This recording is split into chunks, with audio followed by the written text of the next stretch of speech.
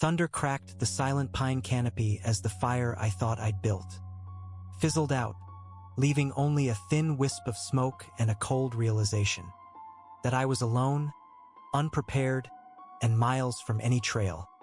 I'm Mia, a city-grown graphic designer who swapped office chairs for a battered tent. After promising my friends a weekend of real adventure, my goal: spend 2 nights in remote Whispering Ridge, prove I could camp solo, and return with authentic stories. The morning I arrived, the valley stretched beneath a sapphire sky, dotted with towering firs that whispered ancient warnings. I pitched my tent on a flat meadow, collected dry twigs, and ignited a spark with a flint. Everything felt textbook, until a sudden gust scattered my kindling and a careless toss of a match sent a tiny ember rolling toward a mound of pine needles. In seconds, the ground erupted in orange flames, and panic surged through my veins like cold water. I scrambled to smother the fire, but the blaze escaped my grasp, licking the base of a nearby spruce. The forest's calm shattered into a chorus of crackling wood and distant animal calls. My heart hammered. The only thing on my mind was survival, not selfies. I realized my first mistake. I'd ignored the leave no trace rule and built too close to dry foliage. Now, I faced a new conflict: how to escape a growing blaze while navigating an unfamiliar terrain with only a pocket knife, a half-filled water bottle, and a crumpled map. I forced myself to breathe, recalling the basic survival mantra I'd read weeks ago: stop, think, act. I dropped my pack, gathered a handful of damp moss, and covered the flames, buying precious minutes. The fire faltered, then died, leaving a charred scar on the earth. Exhausted, I assessed my supplies: a compass, a small emergency blanket, a multi-tool, and a battered but functional pocket-sized stove. My original plan to hike to the ridge's lookout point seemed impossible now. I was disoriented, the sun dipping low and darkness looming.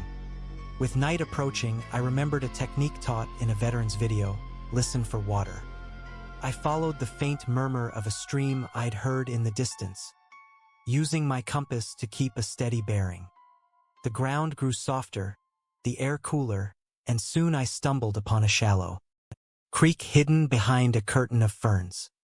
Relief washed over me.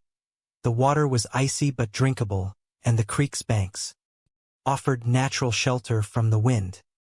I set up a makeshift lean-to using fallen branches, spread my emergency blanket for insulation, and lit the pocket stove with a single flint spark.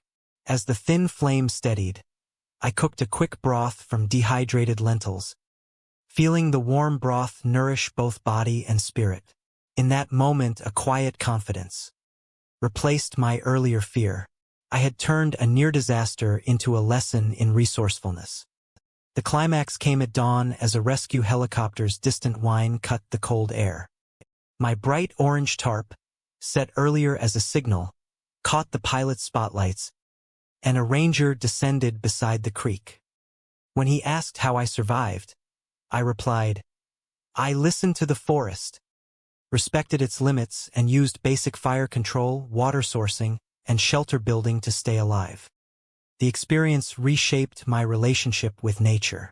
I left Whispering Ridge with a deeper respect for preparation, a notebook full of hand-drawn sketches of survival knots, and a promise to never underestimate the wild again. If you're planning your own backcountry trip, remember 3 core rules. Never build a fire near dry material, always know where water can be found, and keep a simple shelter plan ready. Master these, and the wilderness will test you, not break you. If the story sparked a curiosity about practical survival hacks, hit the like button, share your own camp mishaps in the comments, and subscribe for weekly deep dive guides that turn fear into confidence. Stay safe, stay curious, and keep the fire of adventure alive. Always respect nature. It will guide you home safely.